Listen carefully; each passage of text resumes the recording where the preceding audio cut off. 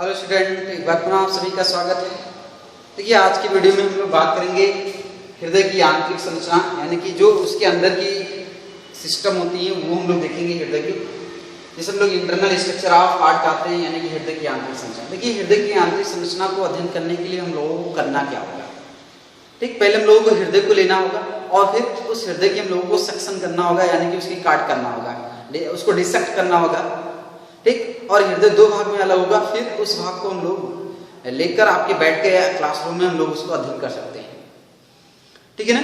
तो हृदय की ये आंतरिक संरचना बनी हुई है। आपने देखा था बाह्य संरचनाओं में कि हृदय में 4 चैम्बर्स होते हैं। एक जो यहाँ पर लिखा है ये राइट आरिकल, यहाँ पर लेफ्ट आरिकल्स, ये राइट वेंट्रिकल और ये आपके लेफ्ट वेंट्रिकल। जो ये 4 चैम्बर्स होते हैं, इसमें कुछ नली आती हैं और कुछ बाहर निकलती हैं। इन नली को हम लोग पहले लिख लेते हैं। तो जो ये राइट आरिकल्स होती है, इसमें 2 नली खुलती है। ठीक, राइट आरिकल में 2 नली खुलती है। जो ये ऊपर की नली आ रही है, इससे हम लोग क्या कहते हैं, याद आया हमको? इससे हम लोग सुपेरियर वेना केवा कहते हैं। ठीक, ये जो नीचे की नली जाती है, इससे हम लोग इंफीरियर वेना केवा कहते हैं। ध्यान देना, इससे हम लोग अग्र महाशिरा और इसे हम लोग पश्च महाशिरा कहते हैं। दोनों महाशिराएं इस नली में खुलती है। नली नहीं, ये आपके जो आरिकल है, राइट आरिकल है, इसमें खुलती है। ठीक, इसी तरह जो लेफ्ट आरिकल है, इसमें भी नली खुलती है। देख सकते हैं ये जो नली खुलती है, इसे हम लोग पल्मोनरी क्या कहते हैं, पल्मोनरी वेन कहते हैं। क्या कहते हैं? इसे हम लोग पल्मोनरी वेन कहते हैं। ठीक है ना? देखिए, इस शब्द को हम आपको बता दे रहे हैं। ये पल्मोनरी जो है वो पल्मोन शब्द से, किससे? पल्मोन्स है। ठीक, पल्मोन्स को दूसरे नाम से हम लोग भी जानते हैं लंग्स, हमने पढ़ाया है आपको। ठीक, फेफड़े जो होते हैं ऐसे में। तो इस तरह ये शब्द इससे मैच कर रहा है, यानी कि ये जो नली होगी खून की, ये आपकी कहाँ से आ रही है? लंग्स से आ रही है। इसलिए इसका नाम दिया गया क्या? पल्मोनरी नाम दिया गया। ठीक है ना? तो ये पल्मोनरी वेन है जो इसमें आ रही है। इसी तरह जो नीले होते हैं, यानी कि जो वेंट्रिकल होता है, राइट एंड लेफ्ट वेंट्रिकल होता है, इससे भी नली जो होती है, दो मोटी नली बाहर निकलती है। जो राइट वेंट्रिकल होता है, आप देख रहे हैं, इससे जो ये मोटी नली निकल रही है, राइट वेंट्रिकल से जो ये मोटी नली निकल रही है, इसे हम लोग क्या कहते हैं? राइट वेंट्रिकल से जो ये मोटी नली निकलती है, देखिए यहाँ से ये मोटी नली निकल रही है, ये वाली, इसे हम लोग क्या कहते हैं? याद आया कुछ? पल्मोनरी आयोटा कहते हैं। क्या कहते हैं? Pulmonary iota. ठीक, यानी कि पल्मोनरी महाधमनी कहते हैं। याद रखना, ये बड़ी धमनियां होती हैं, इसलिए इसे हम लोग पल्मोनरी आयोटा कहते हैं। देखिए, जो ये आपके होते हैं, यानी कि लेफ्ट वेंट्रिकल जो होते हैं, इससे जो ये नली निकल रही है, देखो यहाँ से ये नली आ रही है ऐसे, फिर ये नली आ रही है और यहाँ एक घुमावदार यानी कि चाकनुमा ये नली बनाती है, कुछ ऐसी चाकनुमा ये जो होती है, इसे हम लोग आयोटा कहते हैं। क्या कहते हैं? आयोटा। या ठीक है ना? इसे हम लोग महाधमनी कहते हैं। समझ में आया? मैंने बताया था कि ये दोनों चैम्बर जो होती हैं, ये चैम्बर और ये चैम्बर, इसमें हर समय जो होता है वो अशुद्ध खून आएगा। लेकिन जो ये लेफ्ट वाले दोनों चैम्बर्स होते हैं, यानी कि जो बाएं आलिंद और नीले होते हैं, इसमें कार्बन डाइऑक्साइड वाला नहीं, ऑक्सीजन वाला खून आएगा। कौन सा खून आएगा? ऑक्सीजन वाला खून आएगा। ये याद रखना है। अब आते हैं हम लोग पढ़ते हैं। जब भी हम लोग सेक्शन करते हैं, तो सेक्शन करने के फलस्वरूप यानी कि डिसेक्ट करते हैं इस हृदय को, तो 3 लेयर हमको मिलती हैं। बाहर की ओर एपिकार्डियम, बीच में मायोकार्डियम, ठीक, या और अंदर की ओर जो होते हैं, या फिर बीच में जो मीसोकार्डियम और अंदर की तरफ जो होते हैं, उसे हम लोग एंडोकार्डियम। 3 लेयर होती हैं आपके हृदय में मिलेंगे। ठीक, आंतरिक संरचना में। ठीक है ना? अब हम लोग देखते क्या है कि जो ये हृदय है, इस हृदय में कितने चैम्बर होते हैं? 4 चैम्बर होते हैं। देखिए, ये हृदय हमने बनाया है समझाने के लिए। कितने चैम्बर होते हैं? 4 चैम्बर होते हैं। मैंने 4 चैम्बर्स को बना दिया है, यानी कि 4 बेस में 4 कमरे को हमने बना दिया है। चारों चैम्बर जो होते हैं, एक दूसरे से क्या होते हैं? अलग होते हैं। अर्थात इस आरिकल का ब्लड इसमें नहीं जा सकता है, ना तो इसका खून जो है इसमें आ सकता है। याद रखना कि जो राइट आरिकल्स हैं, इसका ब्लड ना लेफ्ट आर्टिकल में जा सकता है, ना इसका ब्लड जो है इसमें आ सकता है। ठीक, इसी तरह इस वेंट्रिकल का जो ब्लड है ना इसमें जा सकता है और ना इस वेंट्रिकल का ब्लड जो है इसमें आ सकता है। ठीक है ना, याद रखना। क्योंकि ये दोनों जो होते हैं, ये भी दोनों जो होते हैं एक दीवार के माध्यम से अलग होते हैं, इसी कारण ऐसा संभव है। जो दोनों आर्टिकल होते हैं राइट एंड लेफ्ट, जो आर्टिकल जो होते हैं एक दीवार के माध्यम से अलग होते हैं, जैसे इंटर आरिकुलर सेप्टम कहते हैं। जो दोनों आलिंद होते हैं वो दोनों आलिंद एक दीवार के माध्यम से अलग होते हैं, जिसे इंटर आरिकुलर सेप्टम कहते हैं। आरिकल, ठीक, आया समझ में? राइट आरिकल,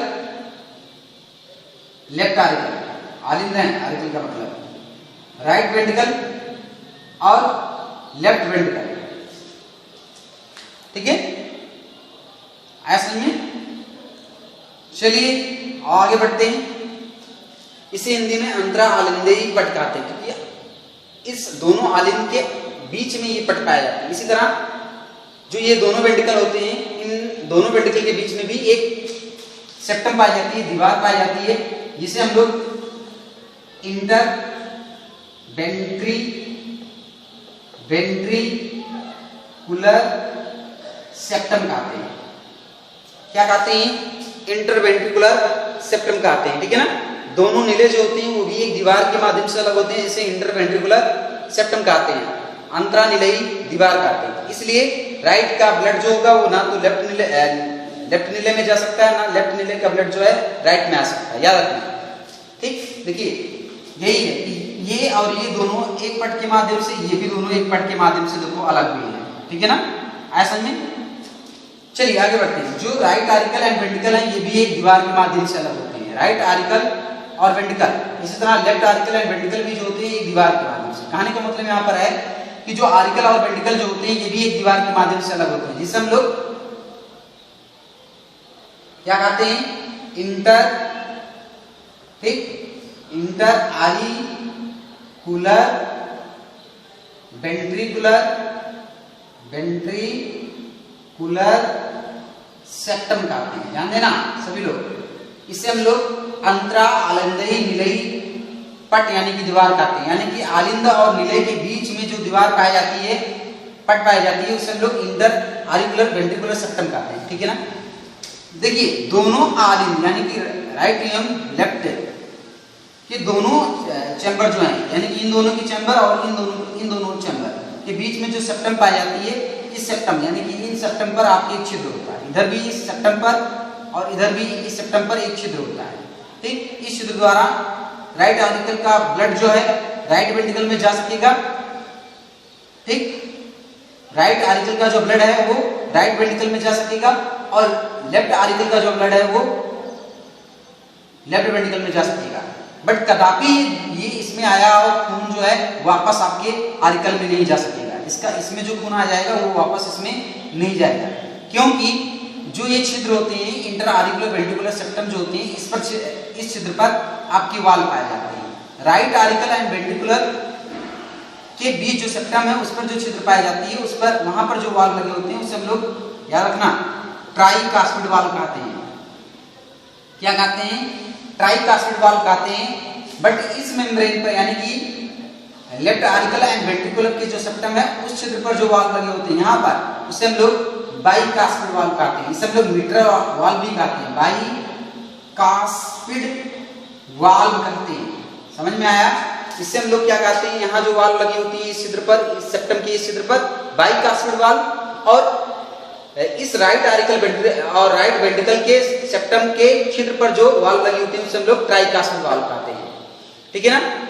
ऐसा में यानी कि यहाँ ये देखिए जो है इस पर जो वाल लगी होगी उसे हम लोग ट्राइकास्पिड वाल, और यहाँ जो वाल लगी होगी उसे हम लोग बाइकास्पिड वाल या फिर मिट्रल वाल कहते हैं। ठीक, समझ में आया? सभी को समझ में आया? चलिए आगे बढ़ते हैं। देखिए जो ये right ventricle and left ventricle जो होती है इससे एक नली निकलती है। ठीक, यहाँ पर आपके क्या होते हैं, कास्पिड वाल। क्या, कौन से कास्पिड वाल? ट्राइकास्पिड वाल, कास्पिड वाल, ट्राइकास्पिड, ट्राइकास्पिड। उधर जो होते हैं यहाँ भैया, यहाँ बाइकास्पिड। याद रखना सब लोग, ये जो मैं बना के बता रहा हूँ ये कास्पेड वाल, या फिर हम लोग मिट्रल वाल भी कहते हैं, ये याद रखना है। देखिए जो दोनों नीले होते हैं इससे जो दोनों पाइपें निकलती हैं, ठीक, राइट वेंट्रिकल से जो पाइप निकलती है इसे हम लोग क्या कहते हैं, पल्मोनरी एओर्टा। राइट वेंट्रिकल से जो पाइप निकलती है, यानी कि जो खून की मोटी पाइप निकलती है, पल्मोनरी एओर्टा जो निकलती है, जस्ट वहां पर भी एक आपके वाल्व पाए जाते हैं। इस वाल्व को हम लोग सेमी ल्यूनर वाल्व कहते हैं, ध्यान रखना बात सभी लोग, इससे हम लोग क्या कहते हैं, सेमी ल्यूनर वाल्व कहते हैं, यानी कि अर्धचंद्राकार कपाट कहते हैं। इसी तरह जो लेफ्ट वेंट्रिकल है, इस लेफ्ट वेंट्रिकल से जो आपकी एओर्टा निकलती है, ये देखो मोटी नीली निकल रही है, जो एओर्टा निकलती है यहाँ पर भी एक वाल्व लगे होते हैं, इसे भी हम लोग सेमी ल्यूनर वाल्व कहते हैं, ये भी याद रखना है। अर्थात यहाँ पर कहने का मतलब है जो राइट एंड लेफ्ट वेंट्रिकल से जो एओर्टा निकलती है, पल्मोनरी एओर्टा एंड एओर्टा, ठीक, उन दोनों के नली में आपकी क्या है, सेमी ल्यूनर वाल्व लगे होते हैं। ये वाल्व जो होते हैं वेंट्रिकल का जो ब्लड होता है उस ब्लड को तो एओर्टा में आने देते हैं, सेमी ल्यूनर वाल्व जो होते हैं वेंट्रिकल का जो ब्लड होता है वो एओर्टा में आने देते हैं, बट रिटर्न आपके वेंट्रिकल में जाने नहीं देते हैं, ठीक, ऐसा में। तो ये हमने क्या बताया आपको, हृदय की आंतरिक संरचना बताया, समझ में आ गया सभी को। चलिए आगे हम जानते हैं इसकी क्रियाविधि कैसे होती है, यानी कि ये हृदय कैसे काम करता है। देखिए ये जो 4 चैम्बर होते हैं, यानी कि जो आरिकल और वेंट्रिकल जो होती हैं, ये बारी बारी से क्या करते हैं, सिकुड़ते हैं, यानी कि ये जब सिकुड़ेगा तो ये फैला हुआ होगा, अर्थात जब ये संकुचित होगा तो ये शिथिल होगा, लेकिन जब ये संकुचित होगा तब ये शिथिल हो जाएगा, यानी कि क्रम से ये काम चलता है इसमें, ठीक है ना। आइए जानते हैं कि हृदय कैसे काम करता है, पंप कैसे करता है खून को। देखिए ये राइट आरिकल है, ठीक, राइट आरिकल में कौन सा खून, कार्बन डाइऑक्साइड वाला खून है। जब भी राइट आरिकल क्या होते हैं कि फैले हुए अवस्था में होते हैं, यानी कि शिथिल अवस्था में होते हैं, अनुशिथिलन जिसे हम लोग कहते हैं, फैले हुए अवस्था में होते हैं, तब बॉडी के विभिन्न भागों से जो खून है, कौन सा खून, डीऑक्सीजनेटेड खून, कार्बन डाइऑक्साइड वाला जो खून है, सुपेरियर वेना केवा और इंफीरियर वेना केवा द्वारा होकर आपके किसमें भर जाता है, राइट आरिकल में भर जाता है, ठीक है। जब ये फैले हुए अवस्था में होते हैं तो superior end inferior vena cava द्वारा कार्बन डाइऑक्साइड वाला खून, अशुद्ध खून जो है ये राइट आरिकल में भर जाता है। जब ये खून से भर जाते हैं तो राइट आरिकल जो है वो हमारी सिकुड़ती है, जब ये सिकुड़ेगी तो ये फैलेगी, याद रखना। जब ये सिकुड़ती है तो इसका जो खून है जो राइट आरिकल में भरा हुआ है कार्बन डाइऑक्साइड वाला खून, ये आपके ट्राइकास्पिड जो वाल्व होते हैं इस पर एक दबाव उत्पन्न करता है, जिसके कारण ट्राइकास्पिड जो वाल्व होता है वो खुल जाता है और सारा खून जो होता है राइट आरिकल का, यानी कि दाएं आलिंद का जो खून होता है वो राइट वेंट्रिकल में पूरी तरह आके भर जाता है। ये दिखा रहा है कि इसका ब्लड जो है जब ये संकुचित होता है, मतलब सिकुड़ता है, तो इसका पूरा खून जो है वो किसमें चला आता है, राइट वेंट्रिकल में चला आता है, ठीक है, समझ में आ गया बच्चों। चलिए आगे बढ़ता हूँ। जब ये खून से पूरी तरह भर जाता है, कौन, राइट वेंट्रिकल जब खून से पूरी तरह भर जाता है, राइट वेंट्रिकल जब पूरी तरह खून से क्या करता है, भर जाता है, तो राइट वेंट्रिकल भी संकुचित होता है, इसमें भी कॉन्ट्रैक्शन होता है। जब ये सिकुड़ता है तो सिकुड़ने की वजह से ट्राइकास्पिड जो वाल्व होते हैं वो बंद हो जाते हैं, इसलिए बंद हो जाते हैं जिससे कि इस राइट वेंट्रिकल का जो ब्लड है वो वापस इसमें ना जा सके, इसीलिए बंद हो जाते हैं ट्राइकास्पिड वाल्व। जब ये राइट वेंट्रिकल सिकुड़ता है तो जो कार्बन डाइऑक्साइड वाला खून है एक नली में पंप होता है, जिसे हम लोग पल्मोनरी एओर्टा कहते हैं। इस नली में जब पंप होता है तो यहाँ पर आपके सेमी ल्यूनर वाल्व पड़ते हैं, जो सेमी ल्यूनर वाल्व होते हैं वो खुल जाते हैं और आपके क्या है कि राइट वेंट्रिकल का जो ब्लड है वो आपके पल्मोनरी एओर्टा में भर जाता है, ठीक है ना। अब ये क्या करते हैं, पुनः फैलते हैं। जब ये फैलते हैं तो ये वाल्व जो होता है एक बार गिर के पुनः क्या होता है, बंद हो जाता है और वापस खून को वेंट्रिकल में आने नहीं देता है। इस तरह ये दोनों लगातार काम करते हैं और इसके काम करने की वजह से कार्बन डाइऑक्साइड वाला खून जो है वो पल्मोनरी एओर्टा में बार बार पंप होता रहता है। किसके द्वारा, राइट वेंट्रिकल के द्वारा। इसमें लगातार खून पंप होने से ये जो एओर्टा में, पल्मोनरी एओर्टा में खून आता है, पल्मोनरी आर्टरी बनती है। इस पल्मोनरी आर्टरी द्वारा ये कार्बन डाइऑक्साइड वाला जो खून है वो दोनों फेफड़े में चला जाता है, ठीक, कहाँ चला जाता है, दोनों फेफड़ों में चला जाता है। फेफड़ों में जाता है ये कार्बन डाइऑक्साइड वाला खून, तो वहां पर गैसीय विनिमय चलती है वायुकोष्ठक और रुधिर के बीच, ठीक। तो गैसीय विनिमय में क्या होता है कि कार्बन डाइऑक्साइड जो होता है रुधिर से निकल के आपके वायु कोष्ठक में चला जाएगा और वायु कोष्ठक से जो आपके वायु कोष्ठक से ये आपने देखा था, ये वायु कोष्ठक, ये रुधिर की नलिकाएं, ये खून हो गई, कार्बन डाइऑक्साइड इसमें चला गया और ऑक्सीजन इसमें आ गया। अब खून जो हुई, खून में उपस्थित जो हीमोग्लोबिन होती है वो क्या करती है, ऑक्सीजन को अपने साथ बांध लेती है, ये मैंने बताया था आपको। ठीक, अब ये खून जो है ऑक्सीजन से लोड हो गई, खून ऑक्सीजन से लोड हो गई। अब खून जो है एक नली द्वारा आपके फिर से हृदय में आती है, किसमें आती है, हृदय में आती है। किस हृदय के किस भाग में, लेफ्ट आर्टिकल में आती है, किसके द्वारा, पल्मोनरी वेन द्वारा। पल्मोनरी वेन द्वारा जो ऑक्सीजन वाला खून है वो हृदय के लेफ्ट आर्टिकल में आती है। जब इसमें आती है ये खून कार्बन डाइऑक्साइड ऑक्सीजन वाला, तो ये फैली हुई अवस्था में होती है, इसलिए ऑक्सीजन वाला खून इसमें आता है। जब ये खून से भर जाते हैं तो जो लेफ्ट आर्टिकल होते हैं एक बार गुना क्या करते हैं, ये अब सिकुड़ते हैं और इसके सिकुड़ने की वजह से इसका जो खून होता है बाइक एसिड वाल्व को खोल देता है। इसको बाइक एसिड वाल्व को खोल देता है और जैसे ही बाइक एसिड वाल्व खुलता है इसका जो खून है किसमें आ जाता है, किसमें आ जाता है, लेफ्ट वेंट्रिकल में। ठीक, इस तरह लेफ्ट वेंट्रिकल अब क्या है कि ऑक्सीजन वाले खून से भर जाता है। जब लेफ्ट वेंट्रिकल यानी कि बायां जो निलय है, जब ये खून से भर जाता है तो क्या करता है कि लेफ्ट वेंट्रिकल अब संकुचित होता है। जब ये संकुचित होता है तो बाइक एसिड वाला एक बार बंद हो जाता है, इसलिए बंद हो जाता है जिससे कि लेफ्ट वेंट्रिकल का खून जो है वापस लेफ्ट आर्टिकल में ना जा सके। ठीक है, इसलिए ये क्या होता है कि बाइक एसिड जो वाल्व होता है क्लोज हो जाता है।